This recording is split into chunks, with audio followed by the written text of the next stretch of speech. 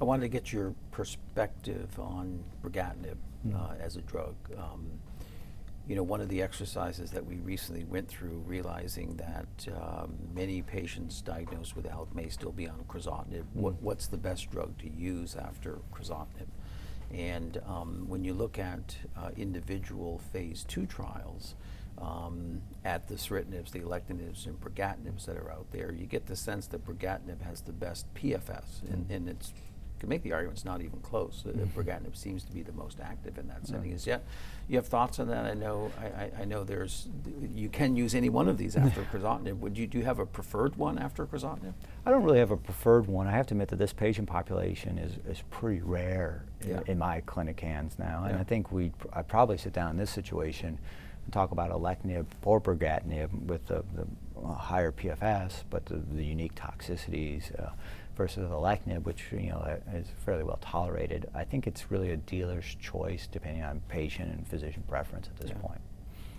So at ASCO 2019, you had some preliminary data on brigatinib after other ALK inhibitors. Can you walk us through that? Because that's an interesting comment about sequencing. Yeah, I think when this trial was designed, we knew that alectinib was soon going to be adopted as the first-line therapy, and the inevitable question, what do you do after alectinib? Brigatinib preclinically has activity against a lot of these ALK resistance mutations and had very promising second-line data. So we developed an investigator-initiated trial along with the group at Colorado, Dr. Kamich and Dr. Doibel, and joined by Dr. Horn at Vanderbilt as well as Dr. Gerber at UT Southwestern. And it investigates brigatinib after any next-generation ALK inhibitor. And we deliberately kept the eligibility criteria very loose, no line on the number of lines of therapies, and it was really designed as a signal-finding study. And we had completed the first stage, and we presented the data at ASCO. Median lines of ALK-directed therapies was 3, with a range of 1 to 6.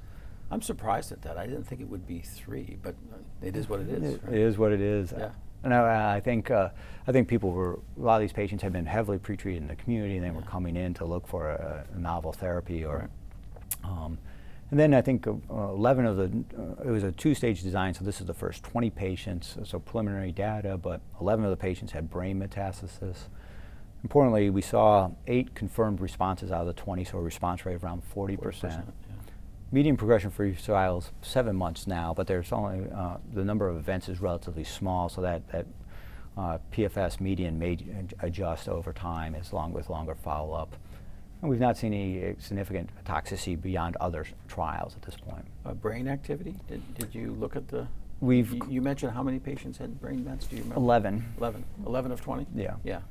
Underscores the problem with brain mets, right? Yeah, especially in this heavily pretreated population, I think. And I think we look at the PFS and the brain met, and without brain mets is very similar at this point, but the numbers are relatively small when you divide 20 by 11 and 9 subsets. But the concept is that it's showing some activity and some promise in this setting. I mean, I think that this is an incredibly important trial. How many patients do you plan to enroll?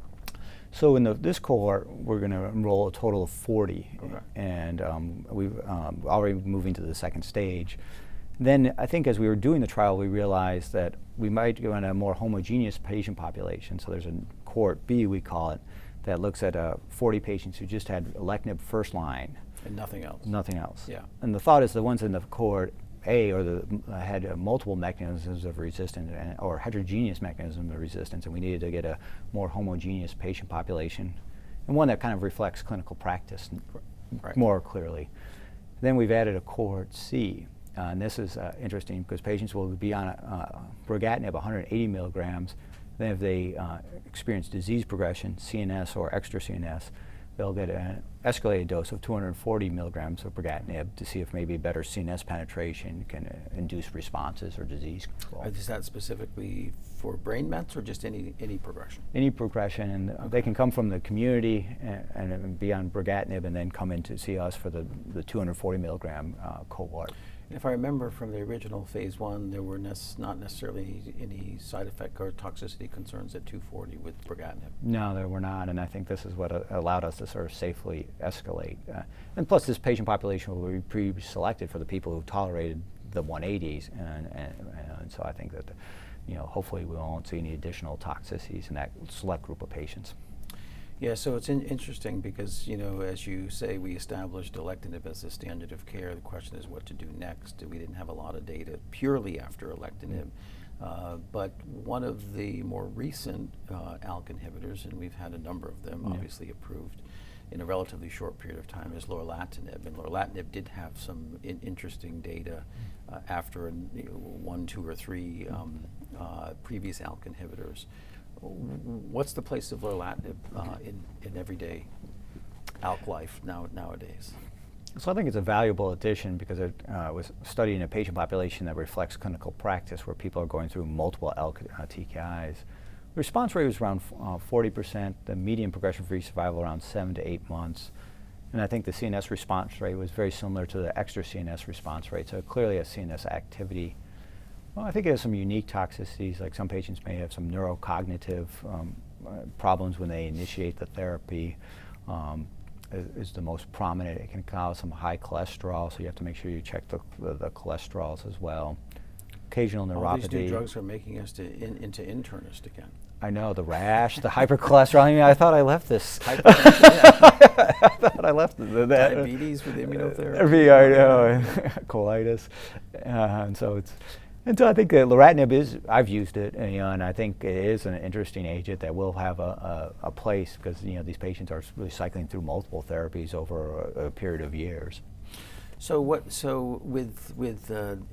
now at least five drugs approved in this space, give us your sense of if we agree that the second generation drugs have kind of supplanted crizotinib. Is there a role for crizotinib at any point in treatment moving forward? So I think the crizotinib may have a role in the patients who have MET amplification as the primary mechanism of resistance. I think the problem with MET amplification, you don't know if it's the passenger or the driver many times. Then that rare mutation, that might be the unique role. So I think it will still have a role, but it will be reduced. Very limited. I don't see it in the ALK space being used in the front line anymore. Right. So just as an aside, we talk about 5 to 10% of EGFR mutants progressing with histologic transformation, typically to small cell.